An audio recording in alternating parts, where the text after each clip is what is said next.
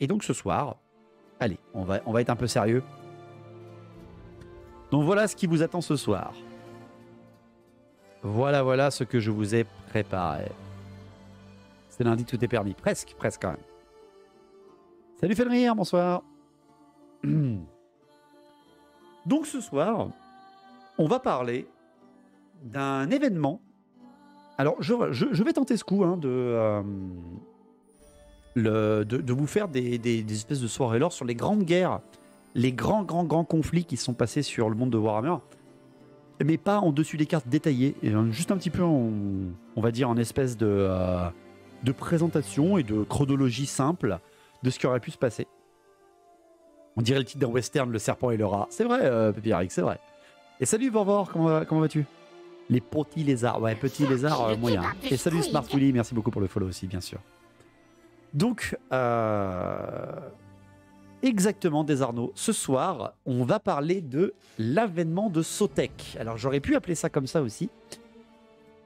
Donc, d'abord, je vais vous présenter les belligérants de cette énorme guerre qui a vraiment une importance quand même qui est très grande dans le monde de Warhammer, mais qui est très lointaine dans le lore parce qu'elle se passe dans une période où il y a beaucoup de choses qui se passent. C'est vraiment très rapide. Il y a plein de choses qui se passent. C'est une guerre qui dure plus de 100 ans. Très bonne idée les grandes guerres. Mais on va voir, Vilobit Dodu, si ça fonctionne, si ça vous plaît. Donc la semaine dernière, on a fait la guerre de la barbe en une soirée. On a réussi à la faire en une soirée. Ce soir, je vous essaye l'avènement de Sotek. Voilà. Et si ça marche vraiment bien, je vous proposerai un jour toute la tempête du chaos, détaillée. C'est-à-dire toutes les factions qui ont combattu à la V6, hein, dans la tempête du chaos, donc avec le grand combat à Middenheim avec Valten et Archaon. Mais là, j'en aurai pour un petit paquet de temps. Donc, déjà, en termes de... Gros morceau là, ouais, tout à fait. Et la grande guerre contre le chaos avec Asavarkul, oui, bien sûr, c'est prévu aussi. Donc, commençons par le commencement. Qui sont qui se tape dessus ou pas? Encore une fois, je sais qu'il y en a certains qui connaissent plus le lore que moi, encore une fois. Mais bon, quand on est une soirée où on est plus de 100 personnes, comme ce soir, il y en a certains peut-être qui ne connaissent pas tout en détail de chacune des factions. On te dit homme lézard, Skaven. Ah ouais, je vois, donc les Skaven, c'est les rats, les hommes lézards, c'est les dinosaures. Ok, très bien, ils se battent, très bien. Non, je vais vous détailler un peu qui sont qui, déjà de base. Ça me pensait à Strogold, deux des méchants portes et non, le côté obscur. Juste là, je l'ai pas. Moi, je connais quasi rien. Merci de reprendre les bases. Ben voilà, les Unel. On va reprendre les bases ensemble. Donc encore une fois, voici le monde de Warhammer contemporain à Karl Franz, donc en 2525, avec les pays que vous connaissez, etc. Et là, ce soir, on va se concentrer un peu plus sur ce qui s'est passé en Lustrie. C'est malheureusement l'un des coins qui est... Enfin, pas malheureusement, il a quand même un coin qui a pas mal de lore, avec une faction qui est très importante dans le monde de Warhammer, mais qui n'est pas ultra détaillée comme pourrait l'être hein, tout ce qui se passe dans le Vieux Monde, donc par ici, ou tout ce qui se passe entre Nagaroth et Ultuan. Ça, on en est très loin. Hein. La Lustrie, malheureusement, est un territoire qui, pendant presque la moitié de son époque, c'est-à-dire presque 4 à 5 000 ans, est abandonné en termes de lore, ou est juste partiellement détaillé. C'est à peu près comme ce qu'on sait de Cathay ou tout ça, ou des Terres Sombres. C'est à peu près la même chose. Et en fait, je vais vous parler de ça parce qu'en Lustrie, déjà, eh ben, il y a les hommes lézards, ils sont isolationnistes aussi. Ben justement, on va en parler. Je vais vous parler donc les hommes lézards, ce peuple qui se trouve à peu près répandu, à peu près comme ça, dans le monde de Warhammer. Il y aurait des traces, mais vraiment des traces anecdotiques des grandes jungles des terres du Sud et des terres reculées du Kuresh, avec la cité perdue des Anciens ou la tour d'or des dieux, qui seraient des endroits où des hommes lézards seraient recensés, mais l'endroit où ils sont le plus recensés, c'est bien sûr en Lustrie. Qui sont les hommes lézards? Qu'est-ce que c'est les fameux Lizardmen? Qu'est-ce que c'est que ce peuple de Warhammer? Donc c'est un peuple à inspiration aztèque, inca, hein, bien sûr, que Games Workshop a réutilisé. Et encore une fois, cher chat, vous n'êtes pas prêts pour le nom de une bataille ultra importante de la Grande Guerre que je vais vous parler de ce soir, où Games Workshop s'est vraiment pas fait chier pour inventer le nom. J'espère que vous saurez à ce moment-là, parce que moi je me suis pissé dessus quand j'ai lu ça. J'ai vraiment trouvé Games Workshop ridicule pour avoir nommé ça comme ça, mais bon, je digresse. Donc les hommes lézards, sachez que c'est la première création des fameux anciens. Les anciens, c'est un peuple interstellaire qui est arrivé sur cette planète. La planète qui était glacée, où des dragons et des dragons ogres se battaient avec d'autres peuples. Et les anciens, créatures, des déités, hein, littéralement, sont arrivés sur cette planète et ont littéralement décidé cette planète sera un endroit où nous allons créer la vie et que nous allons créer des races, des choses pour le fameux grand plan. Et le grand plan étant combattre le chaos. Et voyant que la planète n'est pas à leur goût, ils la remodèlent, parce qu'ils ont des pouvoirs de what the fuck, les anciens, et ils créent une faction, ils créent une race intégrale en s'inspirant un petit peu des fameux grands dragons qui vivent sur cette planète et qui ont l'air plutôt de combattre eux aussi les émanescences venues du fond des âges du chaos sur cette planète. Et donc ils s'inspirent des dragons qu'ils voient sur cette planète et créent, c'est une des grandes hypothèses, ils créent une race à sang-froid, les fameux hommes lézards. Ils commencent tout d'abord par créer ces fameux anciens, les Slaanes, les prêtres mages Slaanes, des espèces d'énormes crapauds ventripotents qui vont apprendre à faire comme les anciens, c'est-à-dire qu'ils vont avoir des pouvoirs tellement incroyables qu'ils peuvent bouger les montagnes, assécher les océans, en un clin d'œil faire approcher des astres, etc. Salut M. Gray, bonsoir à toi. Les anciens, c'est la partie SF du lore. C'est ça, Nehru. Littéralement, c'est la partie SF. Et les Slaanes seront l'une des seules entités vivantes ayant eu un contact direct avec les anciens. Les Slaanes, un pouvoir gigantesque de magie, vont tout apprendre par les anciens. Les Slaanes de cette génération. Ils vont être créés à ce moment-là. C'est ce qu'on appelle les Slaanes de la première génération.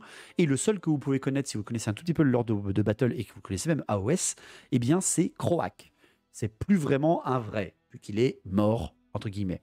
Et bonsoir, fils de Kradouk. Bonsoir à toi.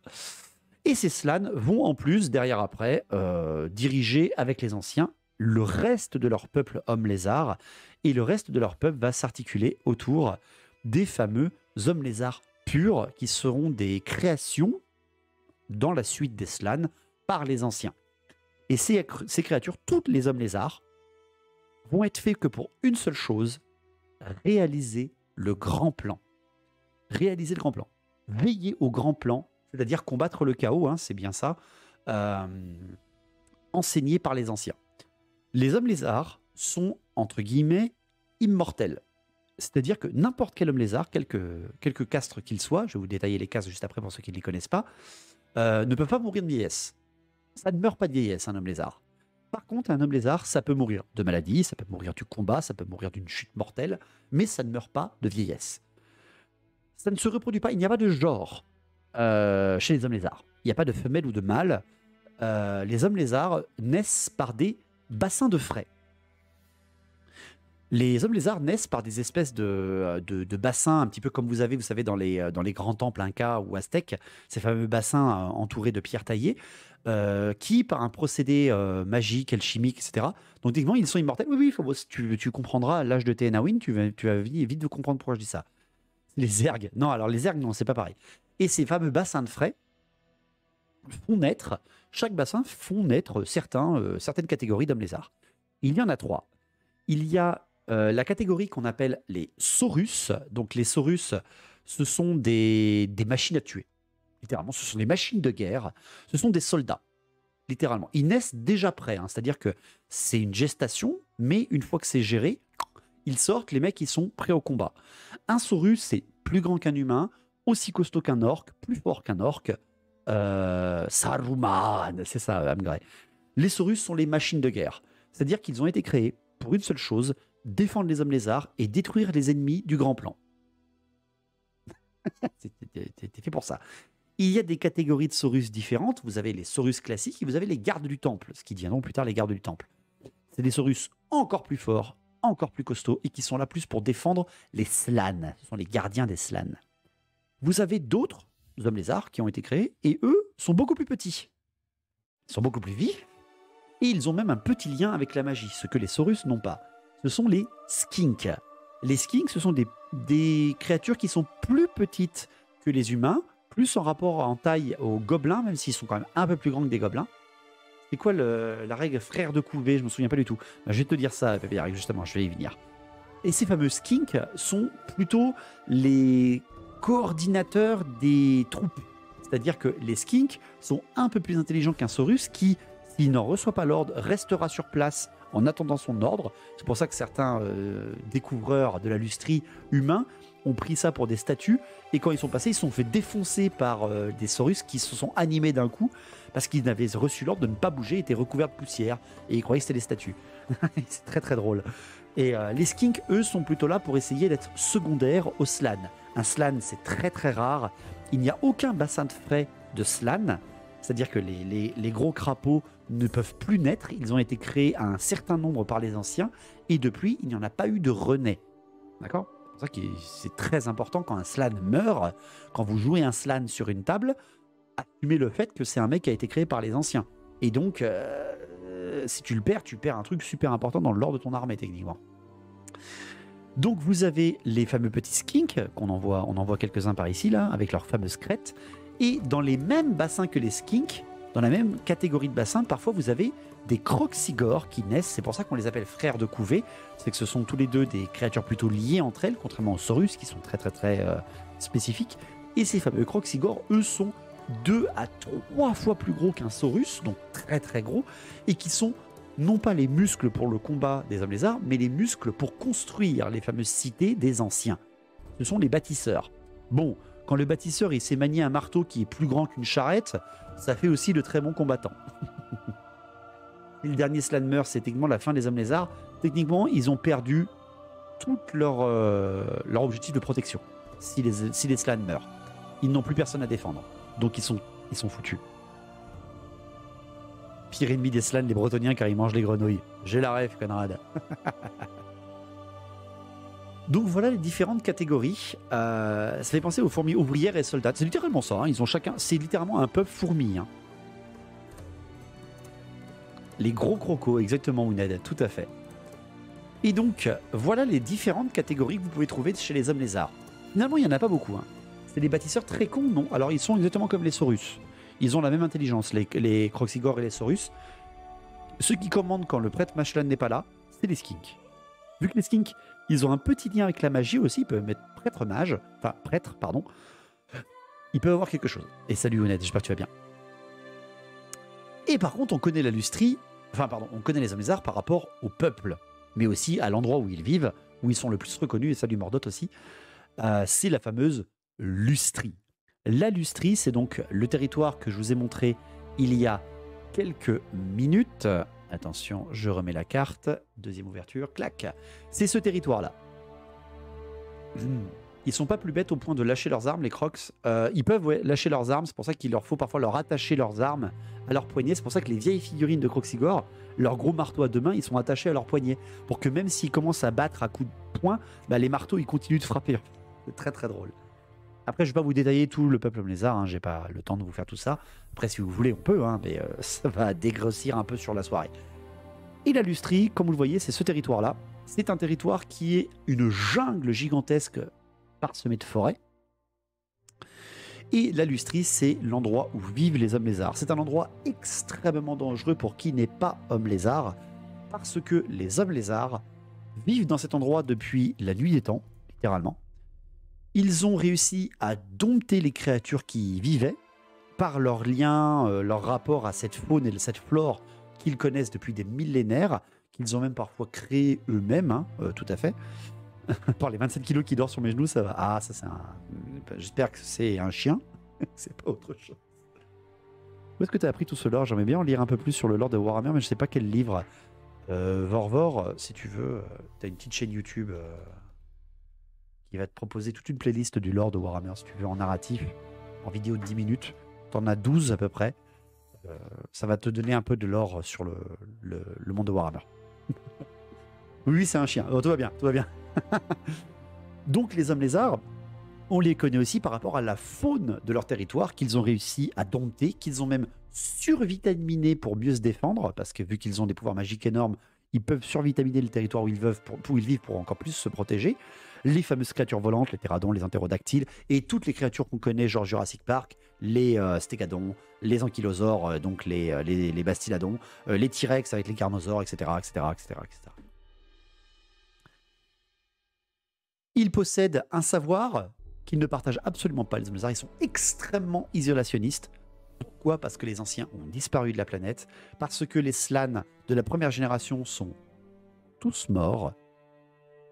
Tout ça à cause du chaos. Le pire ennemi des hommes lézards, c'est les forces du chaos, ce sont les démons. À cause de l'avènement du chaos, les hommes lézards ont perdu tous leurs prêtres Mashlan de la première génération, y compris Croak, qui n'est plus qu'une momie vivante tenant par la puissance de son esprit. Ils ont perdu tous les premiers Slans, et ils ont perdu donc un peu leur connexion au grand plan. Et merci Pascal Lapin, merci beaucoup pour le follow. Les hommes lézards ont perdu leur connexion, on va dire, à leur grand plan. Et même, les Slans ne peuvent même plus toucher le sol, car il a été corrompu une fois par le chaos. Le sol entier de Warhammer a été corrompu par le chaos lors de l'avènement du chaos et de l'effondrement des pôles. Les anciens y voyageaient d'espace en espace, planète en planète, par des portails qui étaient au nord et au sud de la planète. Et un jour, ces portails ont explosé. C'est comme ça que le chaos est arrivé sur le monde de Warhammer. Et les hommes lézards, depuis, ont perdu ce lien. Ils sont devenus extrêmement, presque primitifs, et ont même perdu de vue le grand plan. Vu qu'il n'y a plus les anciens pour leur dire quoi faire, eh ben les Slans, ils se disent, quand ils arrivent à se réveiller, et merci Croix-Rouge pour le 19e mois de sub, merci beaucoup, eh bien ils se disent, on fait ça, parce que on a une parcelle de souvenirs, etc. Bref,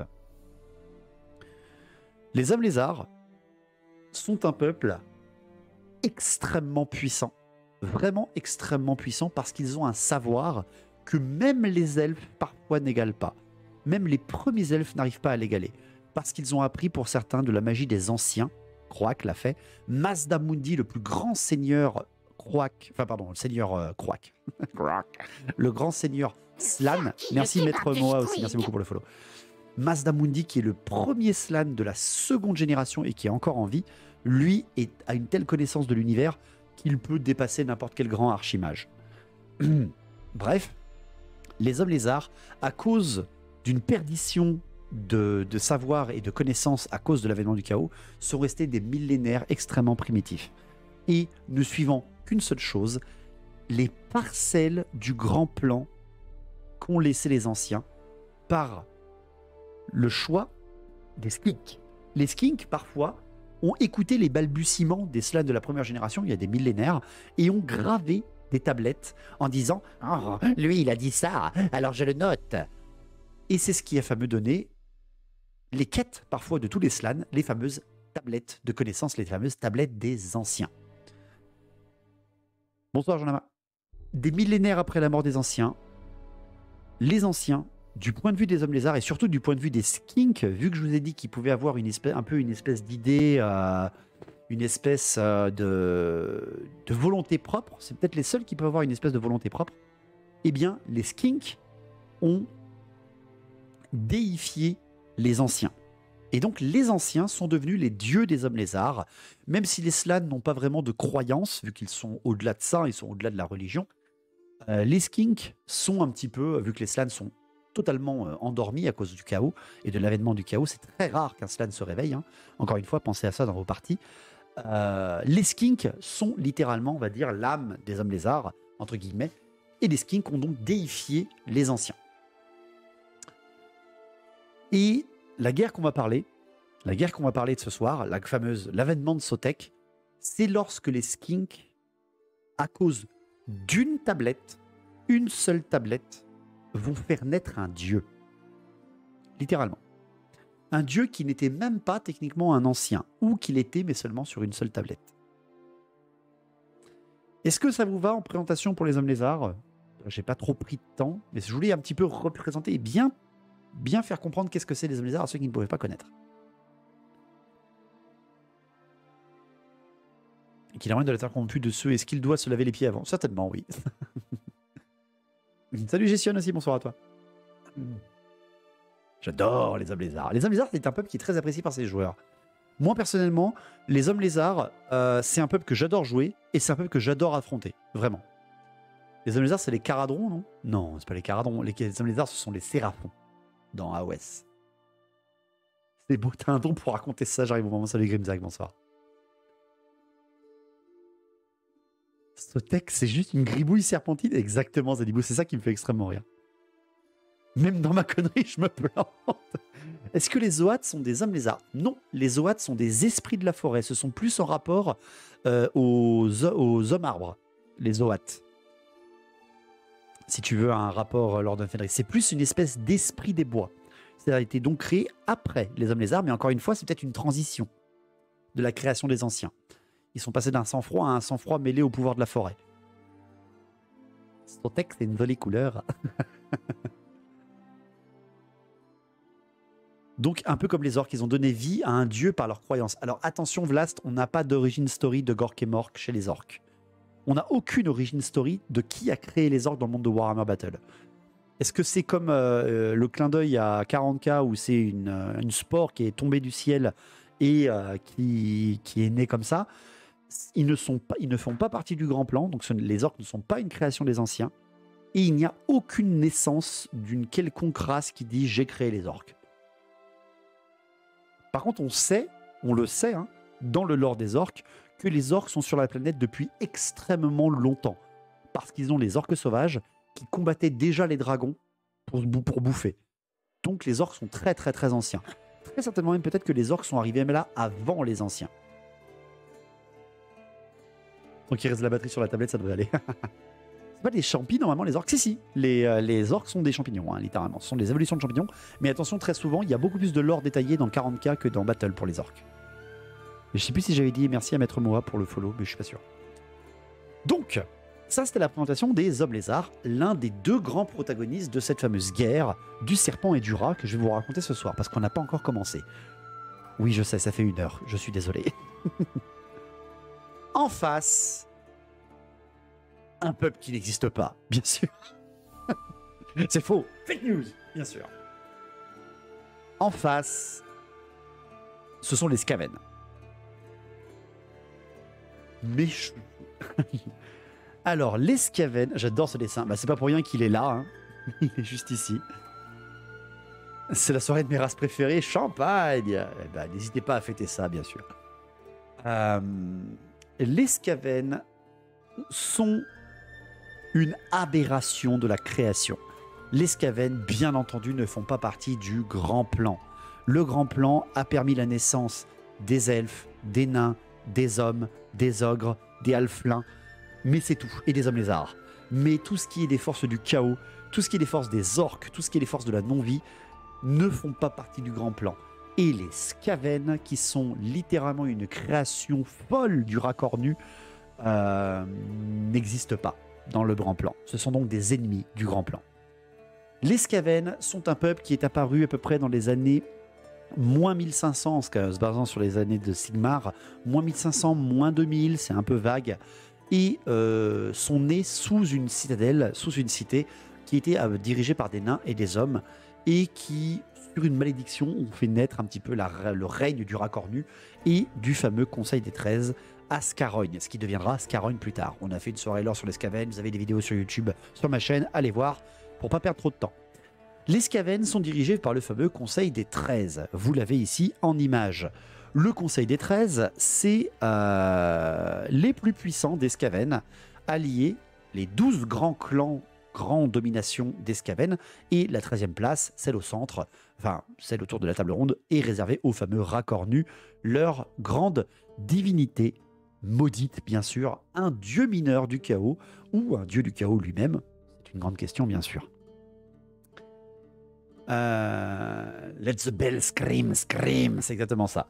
Les Skaven sont nés dans le secret et vénèrent le culte du secret, littéralement. Ils adorent le secret, ils ne veulent surtout pas qu'on sache qu'ils sont véritables, qu'ils existent vraiment. Un dieu mineur, je veux des abos.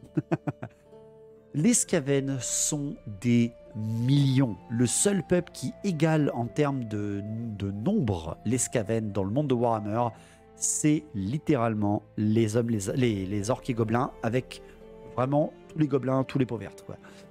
Les Skaven, dans les années moins 1500, avec leur fameuse science technologique mêlée à de la malpierre, la fameuse énergie, tous les vents de magie concentrés en un seul réceptacle physique, extrêmement instable, extrêmement dangereux, extrêmement corrupteur. Ils ont tout développé là-dessus. Ils ont toujours faim, ils ont toujours faim et de pouvoir et faim de nourriture. Ils sont complètement drogués à la Malpierre. Bref, ce sont des créatures complètement dégénérescentes. C'est tous les pires côtés de l'humain en une seule créature, le Skaven. Et les Skaven, après avoir fait naître leur peuple, entre guillemets, ont décidé à Scarogne, qui se trouve donc ici. Ici, excusez-moi, je me cours. Ici même, juste entre Margarita et Miragliano. Donc juste ici. Et tout simplement, la scène, il n'y a que des Judas. C'est ça, Sugaki, c'est littéralement ça. Et se sont dit, pour rester dans notre monde caché, eh bien nous allons, vu qu'on commence à être Scarogne, c'est Villeville, oui, c'est la grande Villeville, Scarogne. Vu qu'ils sont des millions, des centaines de milliers, les Skaven doivent régner sur le monde. Et pour cela, ils doivent partir en expansion. Et en moins 1500, alors que les hommes lézards commencent enfin à ressortir un peu de la grande catastrophe du chaos, c'est des milliers d'années après la catastrophe du chaos. Hein. On est presque 4000 ans après la catastrophe du chaos, voire presque 5000 ans. Non, 4000 ans plutôt. Les hommes lézards se disent « Ok, on va lancer un sort colossal parce que les vents du chaos continuent à souffler sur le monde. Heureusement que les elfes ont créé le grand vortex, etc. Je ne vais pas vous refaire tout le monde de Warhammer. » Ils décident à ce moment-là, en moins 1500, de lancer un sort énorme en utilisant leur parcelle de pouvoir qu'ils ont créé, ce qu'ils appellent la toile géomantique. Encore une fois, allez voir les vidéos. Et tout simplement, les Skaven utilisent au même moment une énorme machine à Scarogne pour, en un seul coup, percer des milliers de tunnels sous terre pour traverser le monde et rejoindre des coins qu'ils n'ont jamais connus, pour répandre la civilisation Skaven partout. En plus, c'est à ce moment-là que Malekith attaque le Grand Vortex des Hauts-Elfes après une invasion extrêmement vénère. Bref, c'est moins 1500, un moment extrêmement important dans le monde de Warhammer. Et ce sort, le sort qu'ils vont lancer avec cette énorme machine à Scarogne, va péter. Littéralement. Ça va péter. Ça va péter. Et par le fait que le sort explose, il est incontrôlé. Le sort des hommes lézards va être distordu, littéralement. Le sort des hommes lézards, qui sont un peuple colossalement puissant, va être détraqué. Le grand vortex va vaciller et les montagnes du bord du monde, à certains endroits, vont s'effondrer, créant des colonnes, des passages et des cols qui vont servir plus tard aux orques et gobelins. Alors, excusez-moi, j'ai un mot de mes modos sur le Discord. Et c'est salut Skilmar. Bref, le sort va quand même fonctionner entre guillemets pour les Skaven. Ils vont perdre des milliers d'entre eux sur l'explosion, mais les failles dans le monde vont être créées et les clans vont s'éparpiller partout. Et vous avez un de ces clans qui va arriver en Lustrie, en moins 1500. Et ce clan, ayant perdu contact au fil des centaines d'années passées à l'ouest, on est en moins 1500, hein, je rappelle bien, au fil des années passées seul dans une cité qui s'est effondrée, qui s'appelle Ketza, les Skaven qui vont vivre là vont abandonner un peu toute la magouille de Scarogne, la technologie, la science, etc. et vont revenir, entre guillemets, à une croyance primale du racornu, qui est la corruption et la maladie. La corruption du corps, la corruption de l'esprit. Et ils vont devenir ce qu'on appelle le clan, alors, le clan pestilien, traduit pestilence, dans tous les jeux de Games Workshop. Le clan pestilien va naître comme ça. Et c'est ce clan-là qui n'est qu'un seul clan qui va devenir plus tard un clan majeur, mais ce n'est qu'un seul clan, ça reste des millions de Skaven, hein, qui va naître en Lustrie et qui va égaler en puissance les hommes lézards. Rien à voir avec Nurgle donc. On rappelle bien que le racornu aurait un emplacement, la tanière du rat, dans le jardin de Nurgle. C'est un petit clan. Ben voilà. Toute la nuance est là. Ce clan Skaven, qui ne va pas trop s'entre-déchirer, parce que c'est un clan Skaven qui est fanatisé, et donc qui est plutôt en accord avec ses convictions, Bon, ça reste des Skaven, hein, ils se trahissent entre eux, ils envoient à la mort celui qui n'aime pas, parce que, bien entendu, c'est le plus fort et le plus malin qui dirige, hein, les Skaven, c'est-à-dire que je suis le chef-chef, et pour pas avoir de rivaux, eh ben, j'envoie mes rivaux en première ligne pour qu'ils meurent tout de suite. Comme ça, je suis toujours le chef-chef. Les Skaven du clan pestilien, du clan Pestilence, ont toujours ça en tête, bien sûr. Mais ça reste des fanatiques. Et leur grand chef, le seigneur Nurglitch, va être la terreur, l'antichrist des hommes lézards. Ils vont se cacher à l'intérieur de la cité de Ketza. Je vais vous la montrer sur la carte, dans pas longtemps. Et à partir de là, vont faire naître une corruption gigantesque. Et ces gars-là, ces Skaven-là, vont prêtre mettre à genoux une deuxième fois les hommes lézards. Donc voilà pour les présentations des deux protagonistes de la soirée. Ça nous a pris avec les digressions que 1h10. Tout est sous contrôle.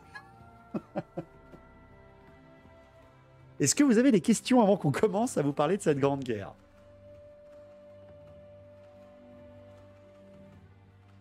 Je pensais avoir pris une bouteille.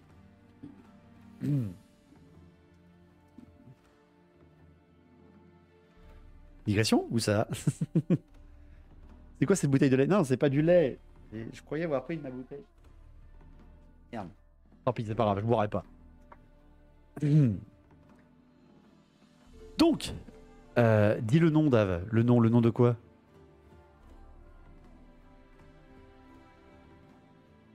J'ai plus qu'à ressortir mes figurines de Skaven. Ah, n'hésitez pas.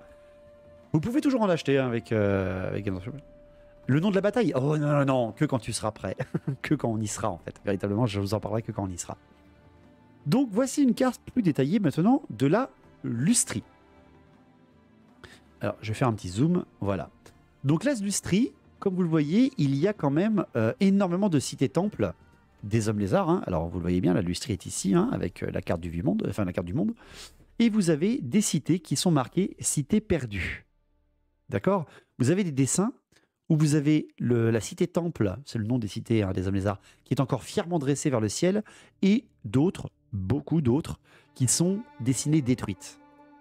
Voilà l'empire des hommes lézards après la grande guerre contre le chaos, la première, l'incarnation du chaos, et ils sont restés à peu près comme ça jusqu'à la fin des temps. Ils ont eu énormément de cités détruites et d'autres qui ont tenu des millénaires. Attention, cette carte est la carte moderne, c'est-à-dire c'est la dernière version de la Lustrie. Les Skaven se sont massés ici, à Ketza, quand ils sont arrivés en Lustrie, dans les années moins 1500, moins 1300. On est donc on met 1300 ans avant Sigmar. Et ils vont germer dans cette cité ces milliers de Skaven. Alors attention, je reprends mes notes.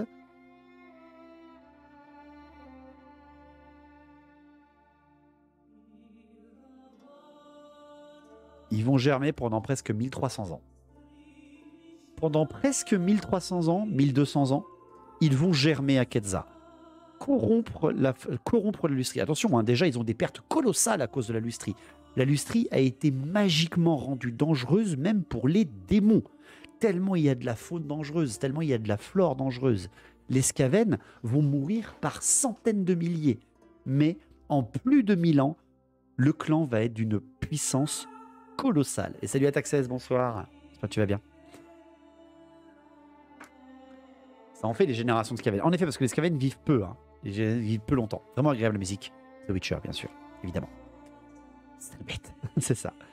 Et faisant germer cette corruption à Ketza, lorsqu'ils seront enfin prêts, le clan pestilien va attaquer.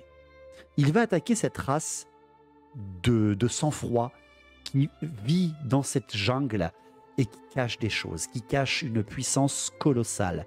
Je le rappelle bien, ce que recherche les Skaven, ça a toujours été la puissance, la domination. Et en plus, eux, ce clan-là en spécifique, recherche la corruption des choses. Tout de suite, ça ne passera pas. Tout de suite, ils vont se développer. Ça se reproduit comment les Skaven déjà? Je suis pas sûr de vouloir savoir. Ce sont des mères porteuses, des espèces de Skaven femelles gigantesques, des mères pondeuses comme dans tous les pires films d'horreur que tu as déjà vus. Chose écaille, chose lézard, c'est ça, Gestionne. Et tout simplement, c'est la cité qui est juste à côté. La cité de Tchaka. Et pas Tchala. Hein. La cité de Tchaka, les cités d'or. Oui, je sais, la petite référence, bien sûr, de Games Workshop, bien évidemment. La cité d'or de Tchaka va un jour comprendre qu'une corruption est naissante dans la jungle. Et la cité de Tchaka, les prêtres Slann qui y vivent, comprennent que quelque chose ne va pas, comprennent que quelque chose ne se passe pas comme le veut le grand plan.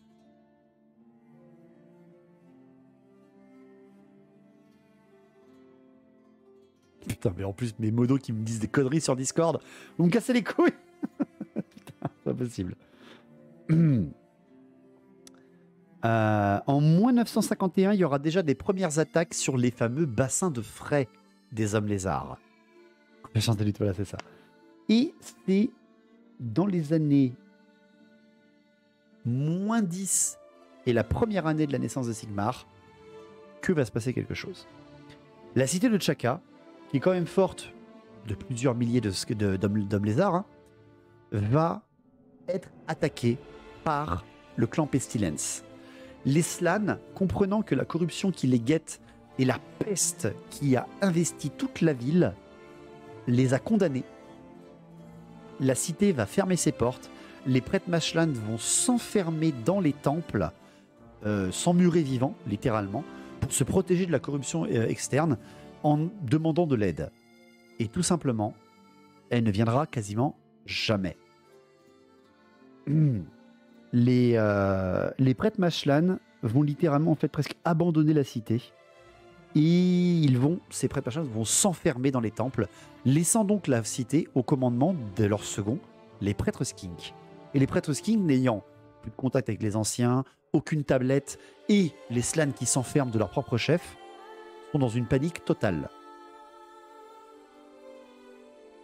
Vous en avez un seul qui va se rappeler de quelque chose.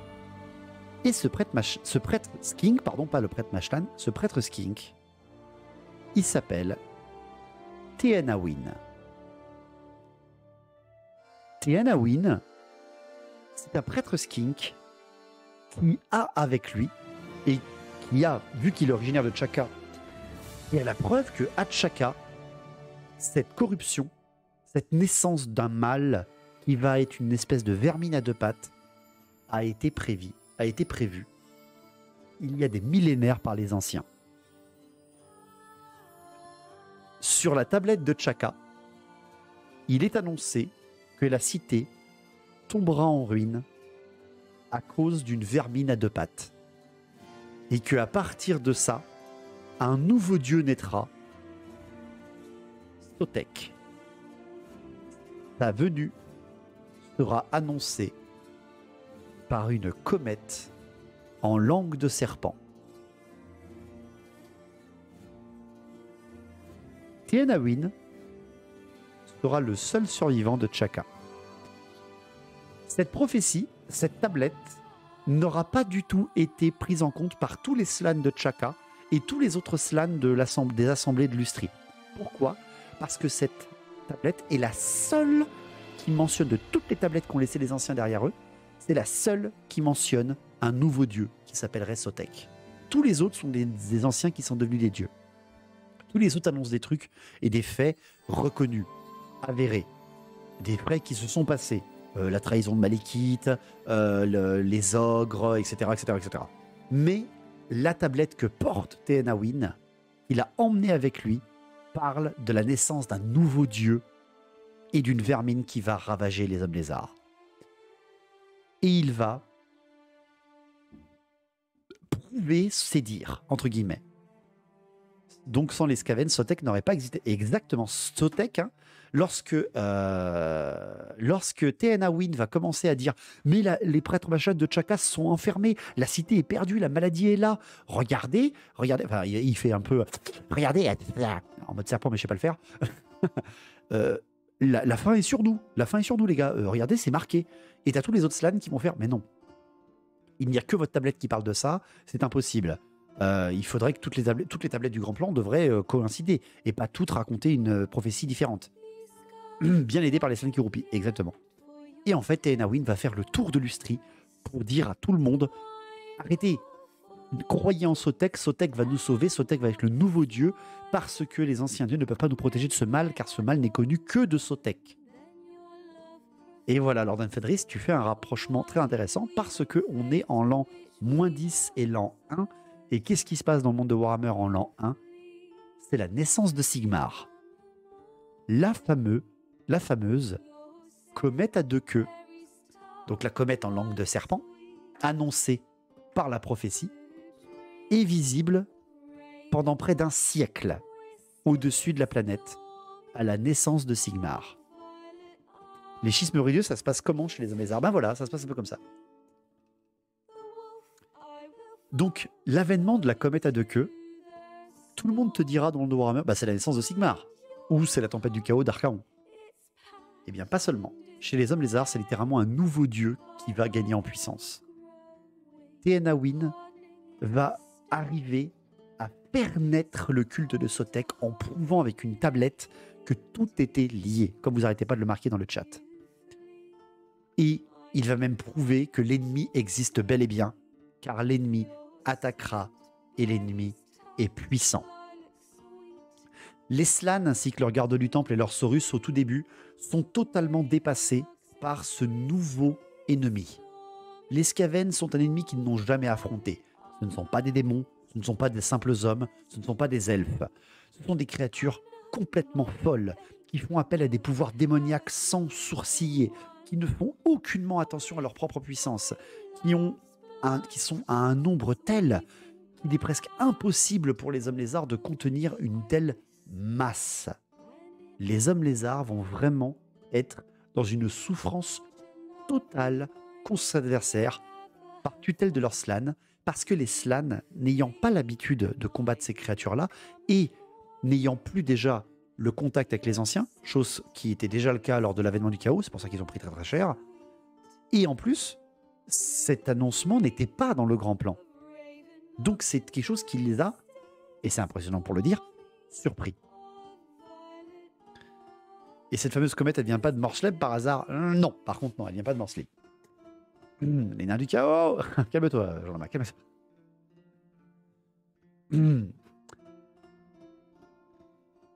C'est parce qu'ils n'ont pas accès au domaine du feu, les Slans. 2-3 têtes enflammées, c'est fini. Ils ont accès au domaine du feu. Ils ont accès à tous les domaines de magie, les Slans.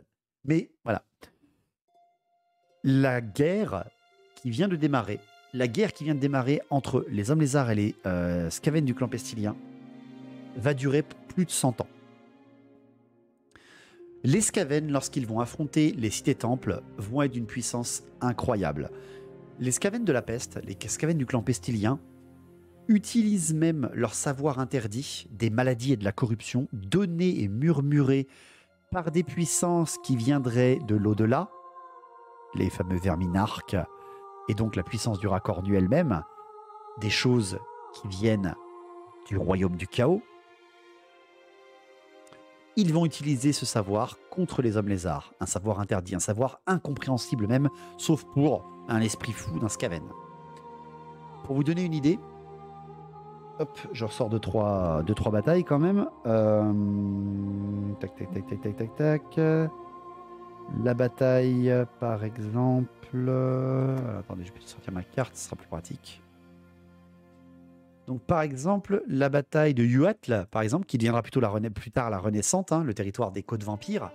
La bataille de Huatl ou la bataille de Kitax, c'était les écailles, pardon. Ces deux batailles-là seront totalement perdues par les hommes lézards parce que les Skaven bombarderont la cité-temple de leurs catapultes de la peste pendant des semaines, tuant, assassinant les prêtres skinks qui dirigeaient les forces armées ou empoisonnant par sorcellerie les mages Slans pour que les Saurus et les hommes lézards combattants, entre guillemets, ne reçoivent plus d'ordre et qu'ils restent stoïques à ne pas bouger sous la pluie de gel pestiféré leur tombant dessus et les faisant fondre par l'acide corrupteur qu'il contient. La pire chose qui va se passer pour les hommes lézards à ce moment-là, c'est que déjà, des prêtres Mashlan vont être tués. Et comme je vous l'ai dit, perdre un prêtre Mashlan, c'est catastrophique pour les hommes lézards. Et près d'un quart des prêtres Machen qui avaient survécu à la Grande Guerre contre le Chaos va mourir pendant cette guerre. C'est-à-dire que, techniquement, dans les Hommes Lézards, en fait, chez les Slann, de leurs centaines d'effectifs, de leurs centaines % d'effectifs qu'il y avait avant l'avènement du Chaos, il n'en reste plus que un quart, voire peut-être un tiers. C'est une perte énorme pendant les 100 ans. Par contre, pour les petits raras, ouais, c'est sûr, hein, c'est fort un Saurus, mais c'est pas neuneux. Non, c'est pas neuneux vraiment. Les Skaven vont même réussir une chose qui n'avait jamais été réalisée avant. Les Skaven du clan pestilien vont réussir à faire pourrir et à détruire des bassins de frais. Les bassins de frais, je vous le rappelle, ça a été créé par les anciens. Aucun homme lézard ne sait comment fonctionne un bassin de frais, comment ça a été créé.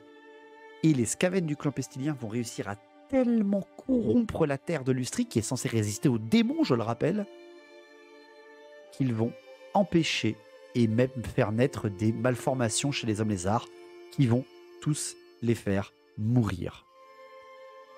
La guerre contre les Skaven est une horreur pour les hommes lézards. Le Saurus Triso, bah, je sais pas, mais en tout cas, il y a des écrits qui t'expliquent que les Saurus, ils sortent pas sortis, ou les skins qui sortent complètement fous des bassins de frais. Le seigneur de la peste, qui s'appelle Nurglich, qui est le chef du clan pestilien, va diriger tout ça avec le fameux Liber Bubonicus, le fameux grand livre que porte Skolk sur le dos. Un livre qui a été offert par le Racornu à ses ouailles, chose qui prouve que le Racornu veille sur le clan pestilien, etc.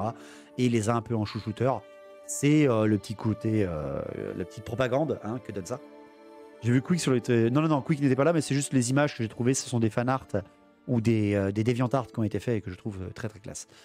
C'est juste que je vous montre un peu d'autres images. Mais n'oubliez pas que tous les skins que vous avez connus, que tous les Skaven que vous avez connus n'existent pas. Hein. Quick n'existe pas, Skrulk n'existe pas, Tankol n'existe pas. Tout cela ne sont pas encore nés, hein, d'accord, à cette période de l'histoire de Warhammer. Tac, je vais remettre celle-là parce que celle-là elle est plus lore. Voilà. De l'autre côté par contre, si les Slann et les Saurus sont surpris et sont en difficulté énorme contre les Skaven, il y en a un par contre qui les extermine à chaque fois qu'il les rencontre. Et c'est Théenawyn. Théenawyn s'est autoproclamé prophète de Sotek. C'est un prêtre skink, hein, bien un prêtre, donc il est mage, et c'est un prêtre qui abandonne l'idée de lire les cieux, comme beaucoup le font, parce que les prêtres skink peuvent diriger la magie des cieux, et s'abandonne totalement à son optique, tuer cette vermine pour nourrir le pouvoir de Sotek qui est naissant. La tablette qu'il porte explique que plus il tuera de cette vermine, plus Sotek, lors de son avènement, lors de sa naissance, aura de la puissance pour exterminer cet adversaire. Et ce pouvoir, le pouvoir qu'il émane, le pouvoir d'où il est né, hein, qui a fait sa renommée à Théenawyn, eh bien, va gonfler tellement le pouvoir de Théenawyn qu'il va même réussir à faire naître ce culte et qu'il va même réussir à devenir même plus emblématique que certains Slann, ce qui est très très rare pour un skink. Et tout simplement, ce culte va naître. Et la seule chose, c'est que Théenawyn ne laisse jamais les Skaven s'enfuir. C'est un massacreur de Skaven. S'il y a bien un ennemi qui est plus vieux que presque tous les nains qui existent, mis à part le nain blanc, qui déteste les Skaven, c'est Théenawyn. Théenawyn est un gars qui sacrifie, c'est-à-dire qu'il fait prisonnier les Skaven et qu'il les égorge et les éventre pour une seule chose, offrir leur cœur et leur corps à Sotek et à nourrir Sotek. Cette espèce de fanatisme aussi, on va le dire, hein, c'est un fanatisme, pas de retraite chez les hommes lézards. Non, pas vraiment. cette espèce de fanatisme qu'il va faire naître, Théana Wynn, il va réussir à embrigader des milliers de skinks. Je rappelle bien que les Saurus, qui sont beaucoup plus posés, beaucoup plus militaires, suivent les ordres, etc., vont pas trop suivre Théana Wynn au début. Parce que c'est pas leur délire. Ils suivent leurs ordres du grand plan. Et d'en dessous, le grand plan, bah, c'est les prêtres Slann. C'est pas vraiment les prêtres Skink. Les prêtres Skink, c'est plutôt quand il n'y a plus aucun Slann qu'on obéit. D'accord. Et pourtant, les Saurus, les Slann, vont devoir à un moment reconnaître que Théana Wynn apporte bien une parole divine. Pourquoi? Parce que Théana Wynn n'arrive pas à être vaincu par les Skaven. Les Skaven tentent. Ils tentent de l'assassiner. Ils tentent de l'empoisonner. Ils tentent de l'embusquer à 4 armées contre une seule.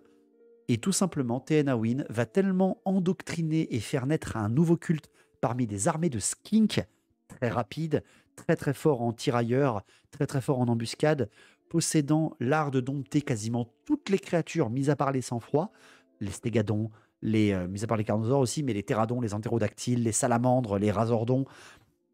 C'est littéralement une lustrie qui s'allie avec les skinks et qui utilise après les saurus, etc., plutôt en espèce de backup, qui vont suivre Théana Wynn. Et Théana Wynn, ne faisant aucun cadeau chez les Skaven, commence même chez les fanatiques que sont les Pestilence, faire naître une peur.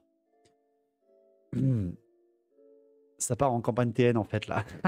Bah écoutez, j'essaie. Je demande des royalties quand même à Game Workshop un jour. C'est pas un peu dangereux à ouvrir le ventre d'un rat pustuleux? Eh bien justement, Phobos, dis-toi que Théana Wynn, alors qu'il égorge des prêtres de la peste et qu'il exhibe leur cœur purulent de pu de Nurgle ou du rat cornu au-dessus de sa tête, Théana Wynn n'est jamais touché par la maladie. Il est comme protégé par Sotek. Mais pas que lui. Son armée intégrale également.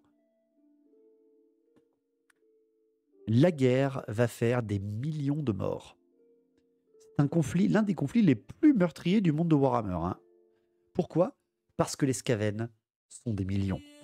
Ils sont un nombre incalculable. Ils sont vraiment beaucoup trop nombreux, même. On appelle ça un vaccin, oui c'est ça. Mais les hommes lézards, alliés à la faune de la lustrie, possédant un engouement, une vitalité qui leur était presque étrangère pendant presque 5000 ans, en l'an 1, les Skaven ne vont plus attaquer, mais vont commencer à défendre leur nouveau territoire. Les hommes lézards commencent à reprendre du poil de la bête. Enfin, de l'écaille de la bête, si vous préférez. C'est à partir de là qu'on appelle ça l'avènement de Sotek. On va dire que sans esclaves, ça compte plutôt pour un. Ouais, on est d'accord, parce que si on commence à compter tous les esclaves, ça va être très très très compliqué. En fait, les hommes lézards vont contrebalancer les Skaven, non pas par la magie, mais par une surviolence qui surprend même des Pestiliens. Donc moi, il y a plein de choses que je trouve super intéressantes dans cet événement, dans ce lore, dans l'avènement de Sotek, mais que je trouve qu'on connaît pas assez en fait. Alors que tout le monde te parle, ouais, Sigmar, il naît à cette époque-là, etc., etc. Ouais, mais pendant ce temps, t'as des millions de morts de l'autre côté de l'océan, quoi. C'est super violent. Il y a même à cette période des skinks spécifiques qui naissent. Plus que d'habitude, les fameux skinks comme Théana Wynn, des skinks à 2 queues. Les fameux oracles. Vous les connaissez avec les fameux les troglodyons, je crois que c'est ça. Tellement de bouquins à faire, ouais, il y a tellement de bouquins à faire. Et c'est ces espèces de skinks qui sont encore plus vitaminés, encore plus en rapport à la magie brute, etc. Et les Skaven vont, à partir d'un moment, eh bien, devoir faire une immense bataille pour tenter de tenir leur dernière position, parce que oui, ils ont réussi à reculer les Skaven, jusqu'à même être acculés à Ketza. Donc à leur première citadelle, leur première cité-temple, qui se fait surnommer après par les hommes lézards, la profanée. Faut déjà dire que la lustrie c'est la merde, mais en temps normal, mais quand la faune locale se retourne entière sur ta gueule, bah littéralement God of Chaos c'est la fin d'Avatar 1. Hein. Et quid des skinks à crête rouge? Les skinks à crête rouge sont ces fameux skinks qui suivent Théana Wynn, Nafi. Mais attention, les skinks à crête rouge sont des espèces d'adaptation du lore par Creative Assembly. mais c'est bien des skinks qui suivent TNAWIN. Hein. C'est ces unités de renom, si tu préfères. Que dit les dieux pour nous sauver? Latter les genoux plus fort. C'est ça, c'est ça, c'est ça. Les Skaven vont être acculés à Ketza. Et alors là, attention. Alors, vraiment, hein, vraiment, je relis parce que, voilà.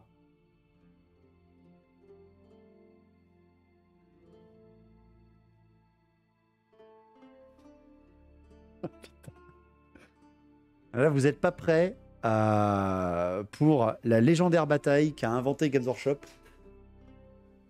Les Skaven, juste avant d'être encaissés sur Ketza, d'être tués, quoi, d'être entièrement encerclés par les hommes lézards, les Skaven allient tout leur clan pestilien en Lustrie et tentent de tuer TNAWIN et de tuer la nouvelle naissance qui a fait d'ailleurs reconnaître aux Slann que Sotek existe, qu'il est le nouveau dieu, le dieu serpent, celui qui va dévorer la vermine qui a ravagé la Lustrie. Et la bataille se passe avec des centaines de milliers de Skaven contre des milliers et des milliers d'hommes lézards commandés par TNAWIN. Et cette immense bataille incroyable au milieu de la jungle, où des forces du chaos affrontent des défenseurs du grand plan, où les enfants des anciens vont affronter les dégénérescences du racornu. Et la bataille s'appelle Guacamole.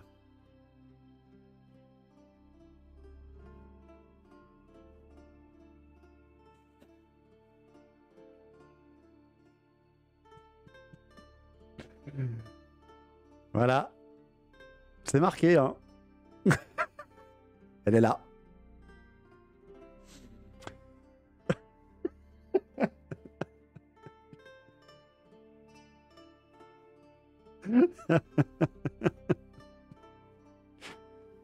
Voilà. Non mais voilà, je vous laisse. Pommade, ça glisse. Ils ont écrit ce morceau, c'était midi, ils avaient faim. Non mais, n'allez plus jamais vous plaindre que les Bretoniens, c'est les Français un peu péteux du monde de Warhammer. N'allez plus jamais vous prendre que les Hauts-Elfes, c'est l'orgueil absolu de l'Empire britannique. Sur ce, je vais y aller, moi. Hein, voilà, la bataille décisive de la Grande Guerre. Voilà, cabron. J'aimerais faire une interview de celui-là qui a eu l'idée de ce nom. Et j'ai regardé en anglais, hein, c'est bien guacamole. Voilà. Alors, c'est quoi le problème? Ils n'ont plus le droit de massacrer de la vermine et d'être amateur de cuisine locale? Bah, voilà.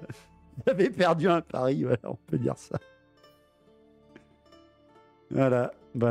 Je peux vous assurer que j'ai bugué 2 fois quand j'ai lu le long. Hein. Le cliché qui est magnifique, barreau de chaise. Ah voilà, j'avoue. Ils auraient pas pu mieux faire. Hein. Vraiment, ils auraient pas pu mieux faire. Ah, j'en rigole encore un peu quand même, hein, je vous l'avoue. Ils ont de l'humour à Games Workshop. Ouais, j'avoue quand même, hein, j'avoue. Donc, la bataille de Guacamole.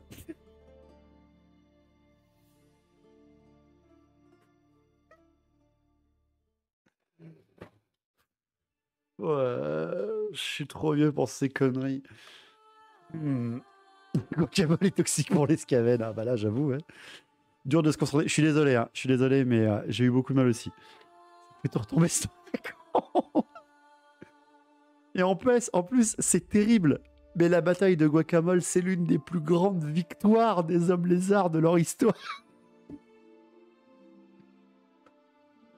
C'est dommage quand même.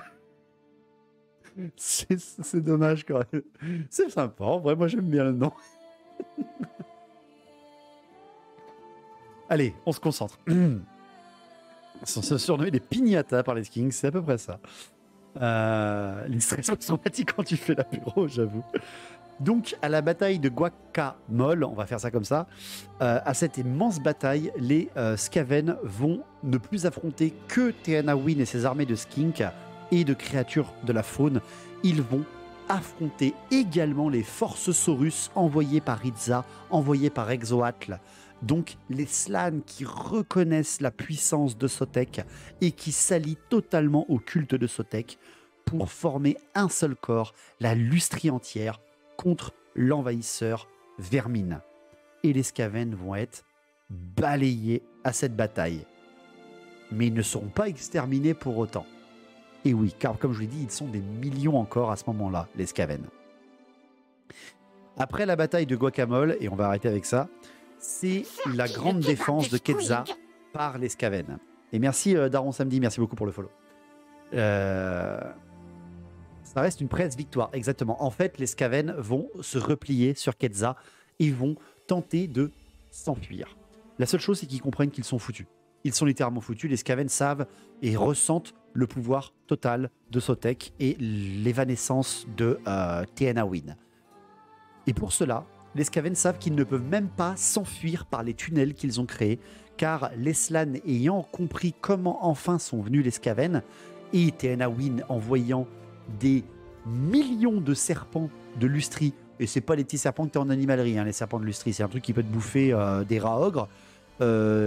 Il envoie des millions de serpents à l'intérieur des sols pour trouver les fameux tunnels et les envahir pour empêcher et couper toute retraite souterraine aux Skaven.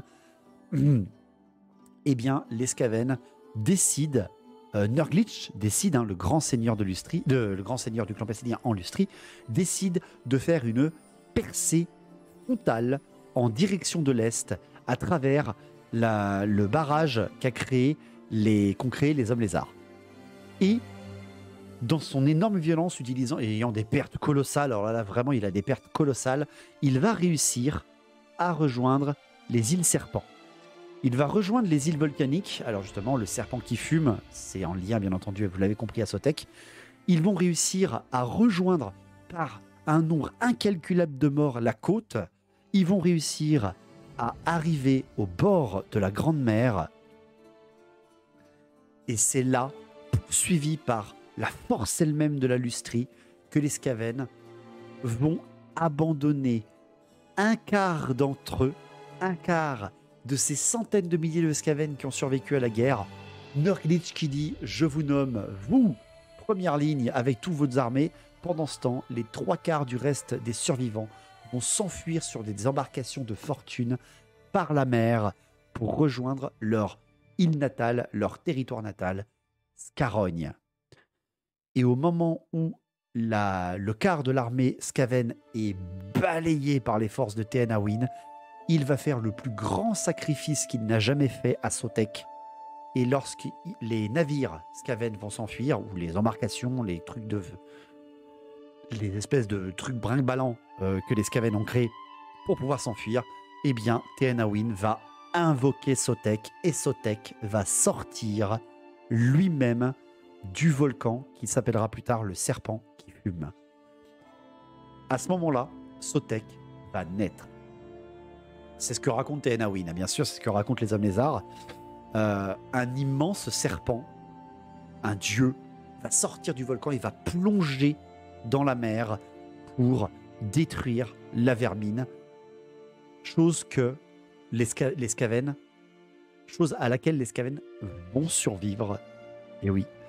Mais que les hommes lézards croiront que Sotek a réussi sa mission. Le Boat People Skaven, c'est à peu près ça. Et avec ça, ils arrivent à faire une guerre civile après. Exactement, Nafi. On sait que les Skaven ont survécu à l'attaque de Sotek parce que Sotek, même s'il a protégé la Lustrie, il devait protéger la Lustrie des vermines, mais il ne devait pas annihiler les vermines. Un gros volcan s'est réveillé à ce moment-là. Voilà, Nehru, c'est des adaptations, hein, bien entendu, tout ça, ça reste de la religion. Hein. Ça reste un monde inventé, je sais aussi. Et en fait, les Skaven du clan pestilien, lorsqu'ils vont, pour les survivants, revenir à Scarogne, après avoir disparu, je le rappelle bien, 1500 ans plus tôt, les Skaven du clan pestilien auront tellement encore de monde, rien que pour donner l'idée de qu'est-ce que c'est des clans Skaven qui s'allient tous dans un seul fanatisme, qu'ils vont dire « Nous avons fait une presque victoire contre les choses à sang-froid, nous méritons une place sur le trône des 13. » Et ils vont faire une guerre civile qui va durer 400 ans derrière, jusqu'à ce que Nurglitch... Alors Nurglitch, c'est un titre, hein. pas une seule entité, c'est pas un seul personnage, c'est un titre, le titre du chef des Pestiliens, jusqu'à ce que Nurglitch, 400 ans plus tard, tuera un adversaire et réussira à mettre le clan Pestilien au Conseil des 13. Donc les mecs, ils viennent faire 100 ans de guerre, ils ont perdu des millions de Skaven et ils sont encore assez nombreux pour faire une guerre civile. C'est pour ça que moi j'adore le clan Pestilien, parce qu'il est ultra puissant. On a presque gagné, on mérite la plus haute récompense. Bah, c'est à peu près ça, hein. C'est à peu près ce qui se passe. Et à cette période, on est à peu près en l'an 100. Donc Alaric le Fou a créé les crocs runiques, etc. pour les impériaux qui sont nés. Et la comète à deux queues est passée. Et elle réapparaîtra 2500 ans plus tard. Enfin, 2400 ans plus tard. Les hommes lézards vont ressortir extrêmement affaiblis en termes de slan, mais vont avoir un nouveau dieu. Et à partir de là, grâce, on va dire, entre guillemets, à cette guerre, grâce à l'avènement de Sotek, eh bien, les hommes lézards vont avoir une espèce de nouvelle puissance qu'ils ignoraient même eux-mêmes. Les slans vont être un tout petit peu plus réveillés, parce quand même, il y a un nouveau dieu qui vient naître chez les hommes lézards. Et c'est aussi à partir de là que les elfes noirs vont commencer leur raid pour piquer leur sang-froid, même s'ils le faisaient déjà avant, là ça commence à être beaucoup plus virulent. Les premiers colons nordiques vont arriver, la guerre contre les hommes, la guerre contre les elfes vont reprendre, et les démons de la ville de Xauptek, la ville, la faille, la cité des échos, encore une fois, je vous laisse aller voir le lore plus en détail, vont s'animer et vont commencer à sortir, les démons vont tenter à nouveau, sentant que quelque chose s'est passé en Lustrie.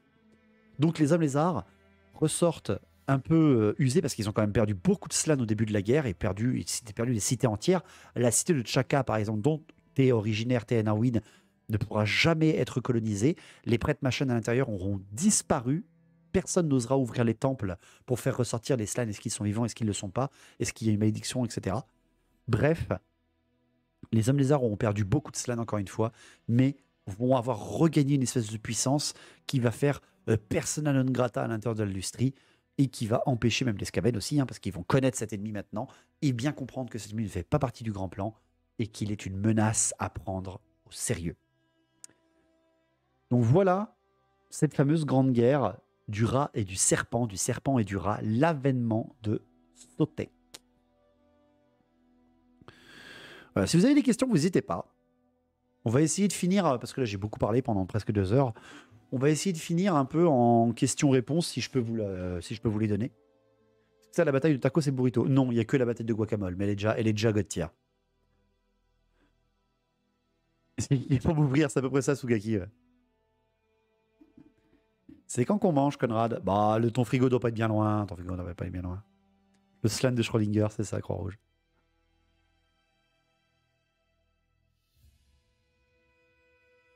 Donc pas de questions, c'est tout bon, vous avez tout compris? Bah dis donc. Efficacité incroyable.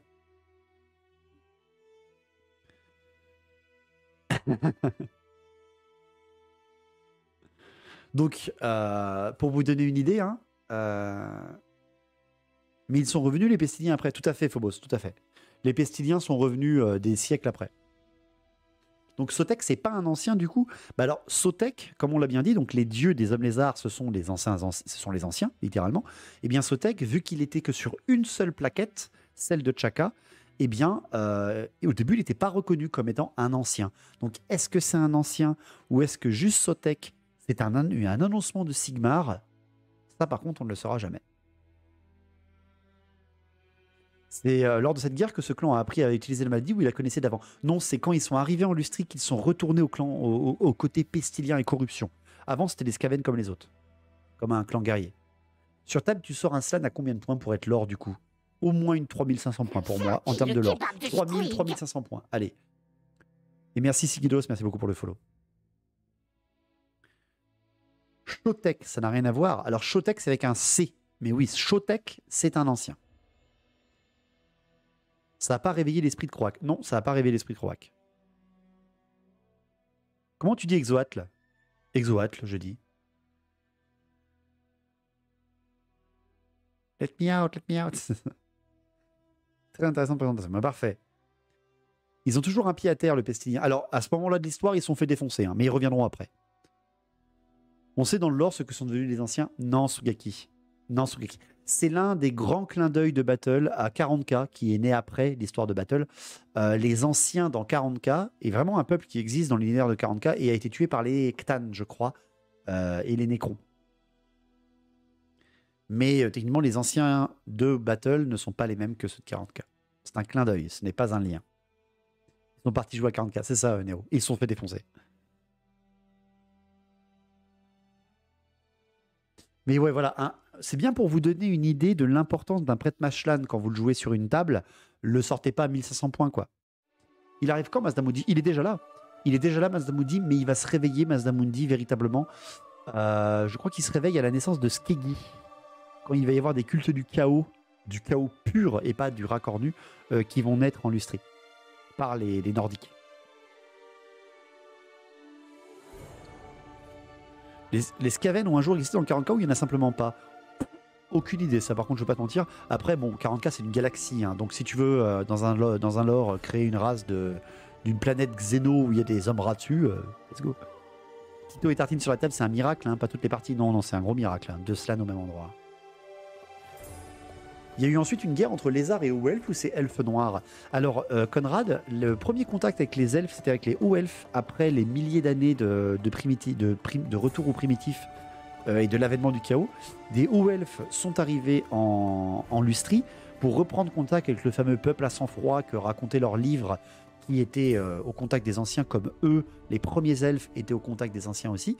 Vu que le Slann sera totalement amorphe, qui dirigera la cité-temple lors de l'arrivée des hauts-elfes dans la cité-temple, ce sont les Skinks qui vont les accueillir avec des gardes du temple.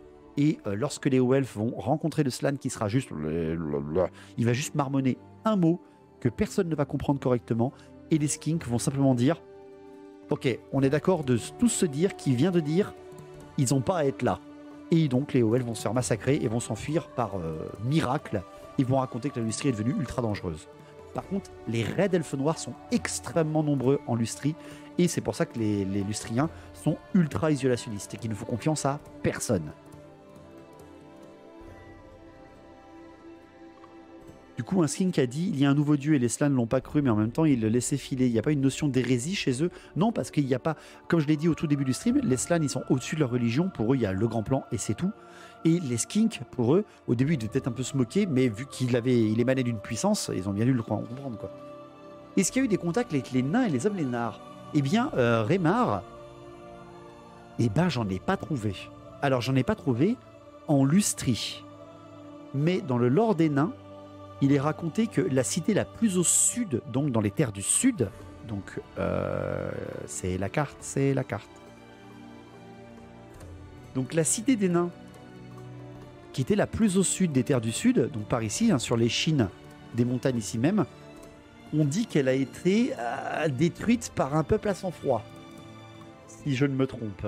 Donc il y aurait eu très certainement une espèce de petite Karakzorn. Exactement, merci les gars. Karakzorn, tout à fait. Apparemment, elle aurait été détruite par un peuple à sang-froid. Ah. Donc ils ont eu peu de contacts, mais voilà. Disons que ça n'a pas dû très très bien se passer, quoi. Ils ont dû avoir des tentatives de colonisation en Lustrie, mais qui se sont fait défoncer. Ouais, les nains, il y en a. Techniquement, il n'y a pas de nains en Lustrie. C'est une création de Creative Assembly de vous mettre des nains en Lustrie. A-t-on prévu un stream pour parler de Kuresh? Je ne connais pas cette région, mais elle m'attire. Alors Kuresh, malheureusement, Malagor, Kuresh, Inja, Nippon, tout ça, c'est des lores extrêmement vieux et lointains de Warhammer, et des lores qui sont même plus, loristiquement parlant, incorporés dedans. Imagine que déjà KT a énormément évolué depuis Creative Assembly, donc c'est très compliqué que je te fasse ça. Mais c'est un peuple avec des hommes singes, des hommes poissons, des hommes... Je crois qu'il y a des hommes crocodiles, enfin, bref, il y a plein de trucs différents. Il y a une mine crâne barbu en Lustrie, non? C'est quoi? Je sais pas, Rodin. Pas te mentir, je ne sais pas. Les hommes lézards, ils sont purement xénophobes de ouf. Bah, en fait, ils sont primitifs. Ils sont retournés à un point primitif. Des hommes pandas. Des pandas! Une mini-soirée sur le fleuve des géants avant qu'ils se fassent avoir par les ogres. Alors, Zadibou, si tu veux, ça, je te laisse prendre contact avec avec un des gars de notre Discord, bien sûr, hein, qui est en train de développer tout ça. Il en est donc Almers, hein, pour ceux qui le connaissent, qui fait les règles fanbase pour jouer les Titans Célestes, donc l'origine même des géants.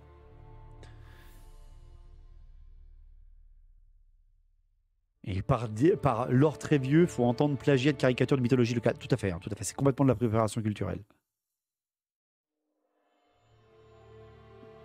Donc voilà.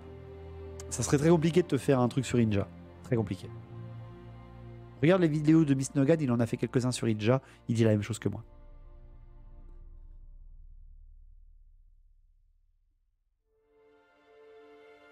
À la rigueur, si tu passes en lustrie sans tenter de piquer quoi que ce soit, et rapidement, il y a moyen que les hommes lézards te laissent tranquille. Ben, Sugaki, c'est ce qui se passe en fait. En fait, les hommes lézards, ils ont laissé les peuples de l'Est arriver. Les Hauts-Elfes, ils ont des débarcadères entiers en lustrie. Les humains aussi, n'importe quel humain. Hein. Les Bretoniens, les Impériaux, les Norses. Tout ça, ce sont des installations qui existent. La côte vampire en elle-même. Parce qu'en fait, les hommes lézards, ils ont déjà plus assez de puissance pour défendre la lustrie intégrale.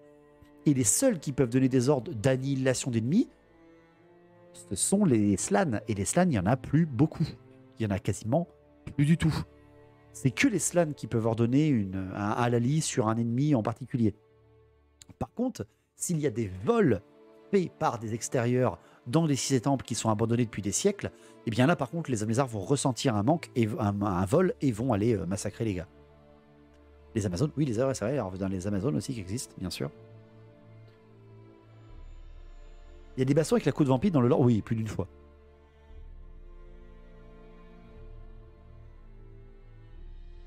D'après le lore décrit dans les nouveaux suppléments lustri du JDR, les colonies étrangères sont toujours menacées par les hommes lézards. Alors Smart Woolly, complètement.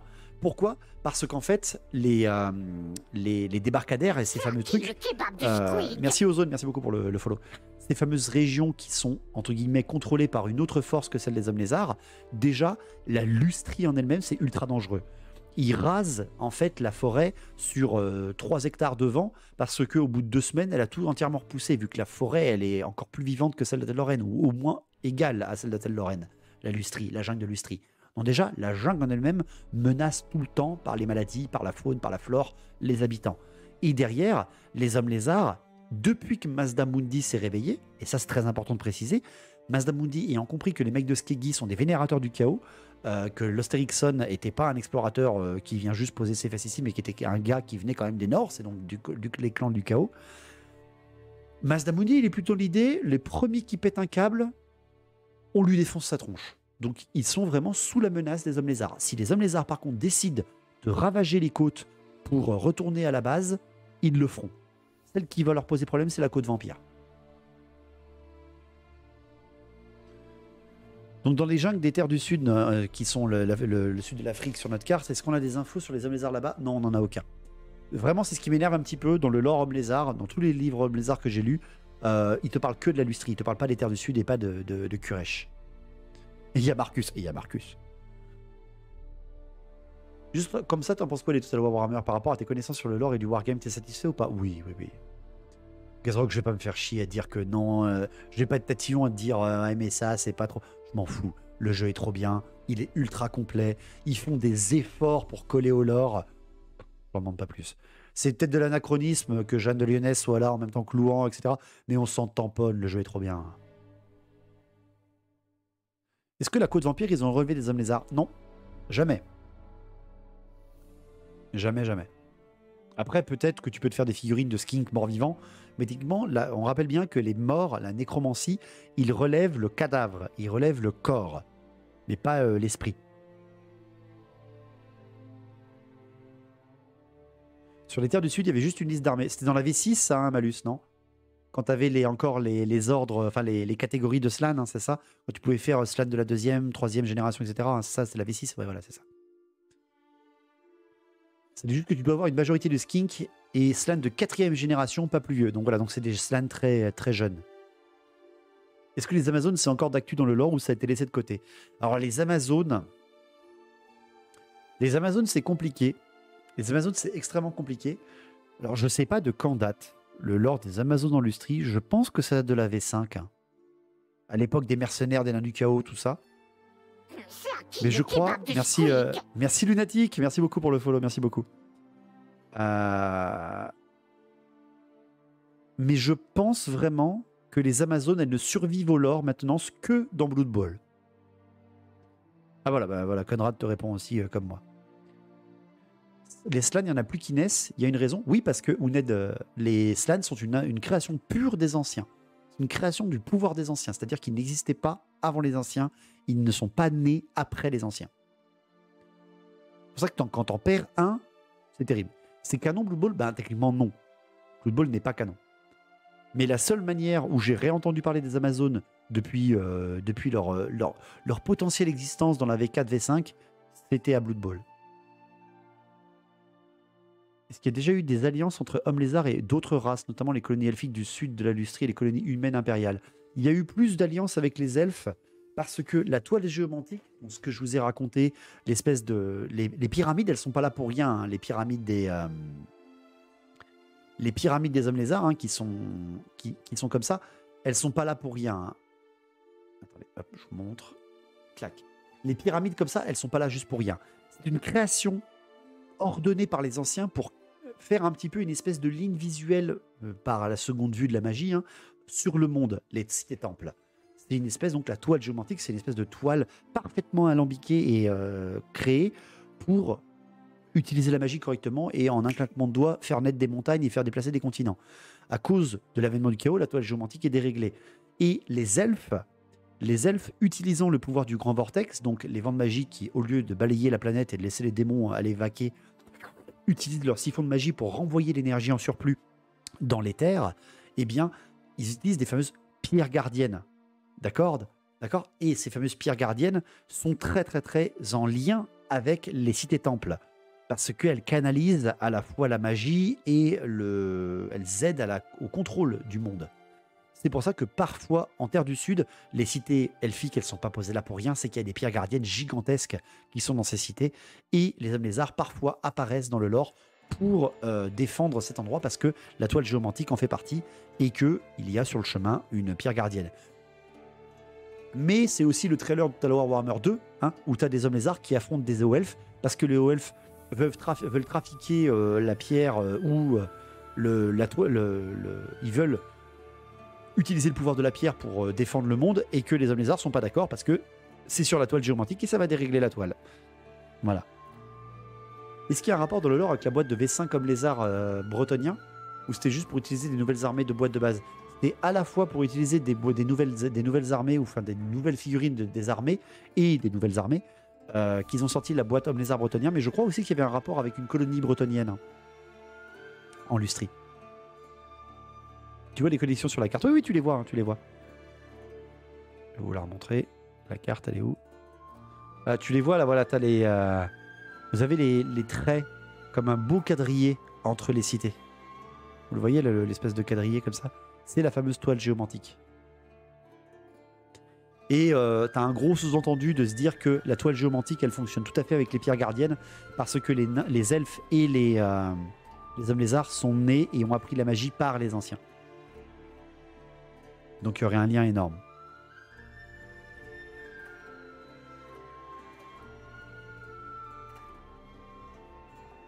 Est-ce qu'il y a une playlist qui recense les rediffs des lives? Alors Zertis, oui, je vais créer une playlist qui vous montrera un peu les soirées lore du lundi maintenant.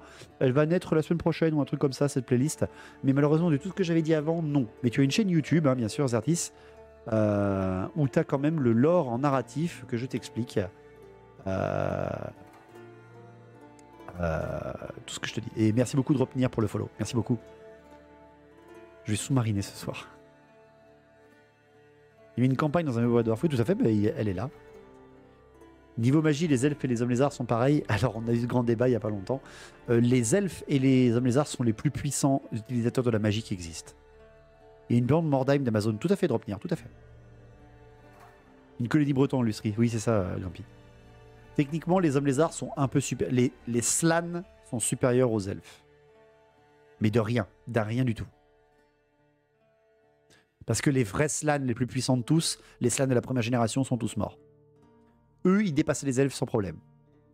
La seule elfe qui pouvait égaler les Slans de la première génération, mis à part Croak qui est une momie, les Slans de la première génération, ils pouvaient faire un jeu égal avec une seule elfe de l'histoire, c'est la première reine éternelle des elfes.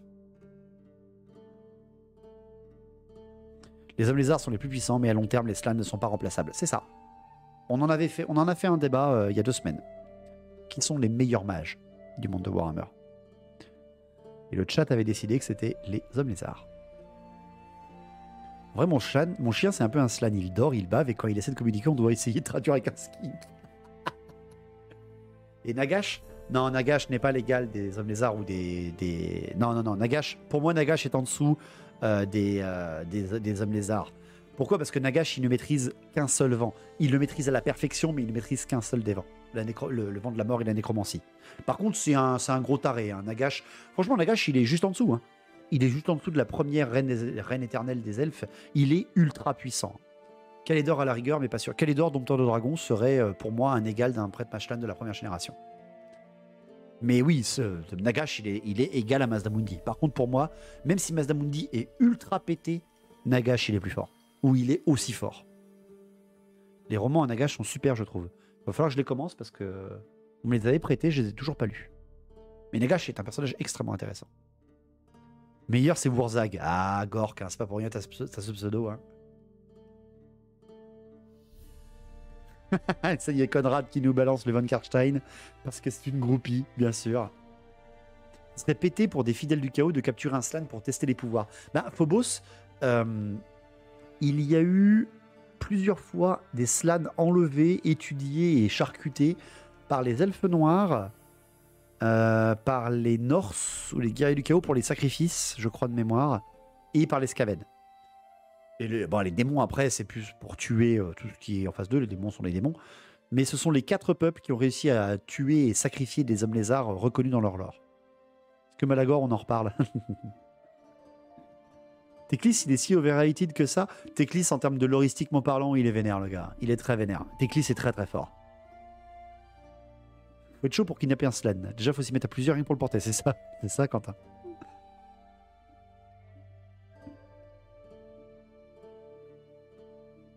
Est-ce qu'une vidéo sur Nagash serait envisageable? Ozone, on l'a faite il n'y a pas si longtemps.